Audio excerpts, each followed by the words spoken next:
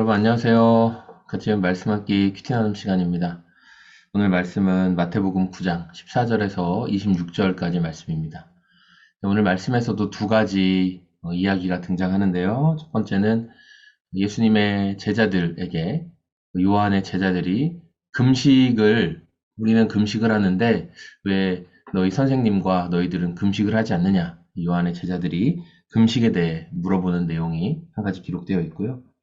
또 하나는 그 회당장이라고 불리는 사람이 있었죠. 그래서 이 종교 지도자들 중에 한 사람이 자기의 딸이 죽게 되었어요.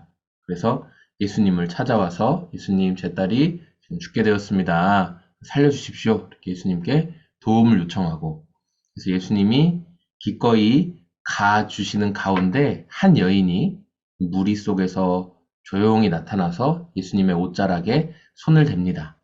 그 이유는 자신의 몸에 가지고 있던 오랜 그 질병에서 나음을 얻기 위해서. 예수님이 자기 몸에서 능력이 나간 줄 아시고 여인을 무리 가운데 찾아내시고, 그리고 여인에게 믿음이 너를 낫게 하였다. 그래서 여인을 낫게 해주시고, 또 죽어 있던 그 소녀에게 가서, 소녀의 집에 가서 그 소녀도 다시 살려주시는 내용이 오늘 말씀에 기록되어 있는데요.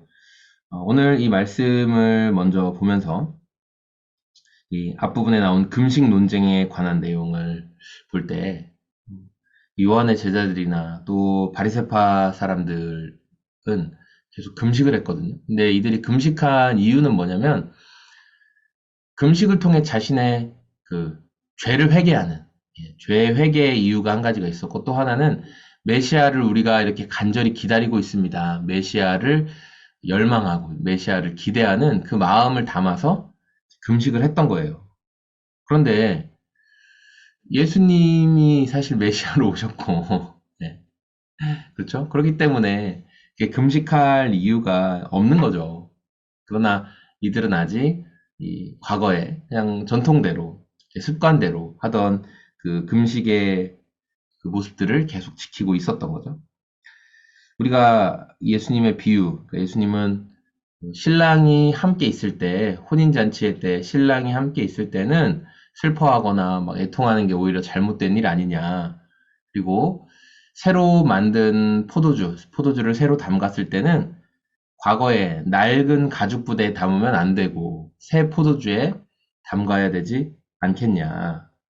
옷을 수선할 때도 헌 옷에 새 조각을 대면 그 새 조각이 힘이 강해서 옷을 다 찢어버리지 않겠느냐. 그러니까 때에 맞게 그 상황에 정확하게 맞는 선택들을 해야 한다라는 말씀을 주셨죠. 예수님이 율법에 어떤 부족한 부분이 있어서 그 율법의 부족한 부분을 이렇게 보수하려고 메꿔주시려고 오신 분이 여러분 아니에요. 예수님은 율법의 완성으로 오셨고, 예수님은 그냥 새로운 길, 진리, 생명이세요. 우리가 이 사실을 자꾸만 간과하고 예수님이 그냥 어떤 문제 부분을 그냥 과거에 우리가 지켜오던 관습이나 습관의 그 부족한 부분이 조금 있는데 그 부분을 예수님이 메꿔주실 수 있는 분 아닐까 이렇게 생각을 하는데, 예수님은 그런 분이 아니에요. 완전히 새롭게 하시는 분이죠. 완전히 새롭게 하시는 분.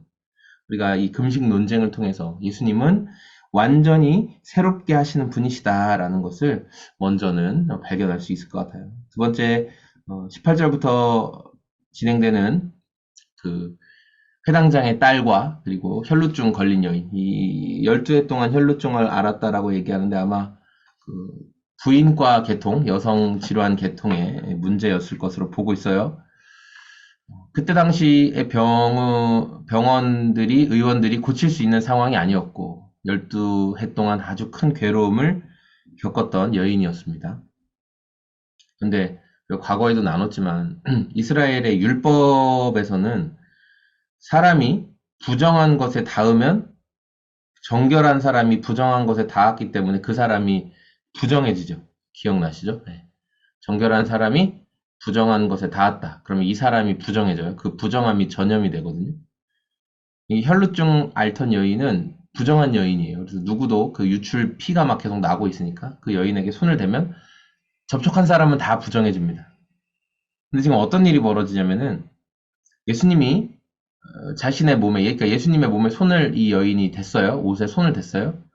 그러니까 부정한 여인이 정결해졌어요. 그리고 이 회당장의 딸도 이미 죽었어요. 그래서 사람들이 다 장례 치르고 있어요. 피리 불고 막 울고 있고.